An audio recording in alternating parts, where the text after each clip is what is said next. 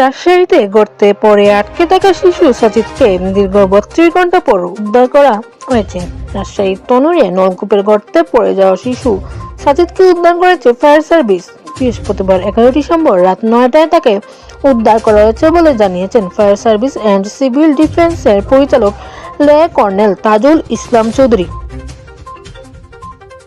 তিনি জানিয়েছেন, উদ্ধারের পর শিশুটির শারীরিক পরীক্ষা নিরীক্ষা চলছে, তবে সে বেঁচে আছে কিনা তা এখনো নিশ্চিত হওয়া যায়নি।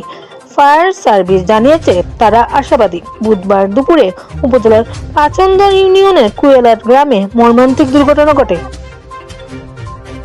শিশু সাজিদ তার মা ও ভাইয়ের সঙ্গে বাড়ির পাশের একটি জমি পার হচ্ছিল।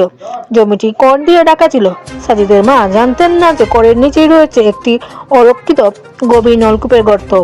হাঁটার সময় হঠাৎ সাজিদ গর্তে পড়ে যায়। পেছন থেকে মা চিৎকার শুনে মা ফিরে দেখেন সাজিদ নেই। কর সরাতেই বেরিয়ে আসে মৃত্যু কূপ।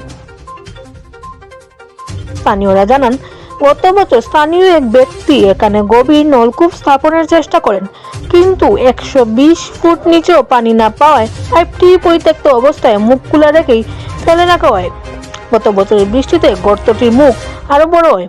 কোনো সতর্কতামূলক ব্যবস্থা বা ডাকনা না থাকায় এই দুর্ঘটনা ঘটেছে বলে স্থানীয়দের অভিযোগ। ঘটনাস্থলে ভিড় করেন হাজারো উৎসুক জনতা। গর্তের পাশেই নির্ঘুম রাত কাটান সাজিদের মা। সন্তানকে ফিরে পাওয়ার আশায় চলে বিরামহীন কান্না ও দোয়া। দুর্ঘটনার পরপর শিশুটির সারা শব্দ পাওয়া গেলেও সময় বাড়ার সঙ্গে সঙ্গে ভেতর থেকে আওয়াজ আসা বন্ধ হয়ে যায়, যা উদ্ধার কর্মীদের শঙ্কিত করে তোলে। তবে গর্তের ভেতরে অক্সিজেন সরবরাহ অব্যাহত রাখে ফায়ার সার্ভিস। মেডিকেল টিম ও স্থানীয় প্রশাসন ঘটনাস্থলে উপস্থিত ছিল। সালমা ইসলাম, দেশ 24 লাইভ, সিলেট।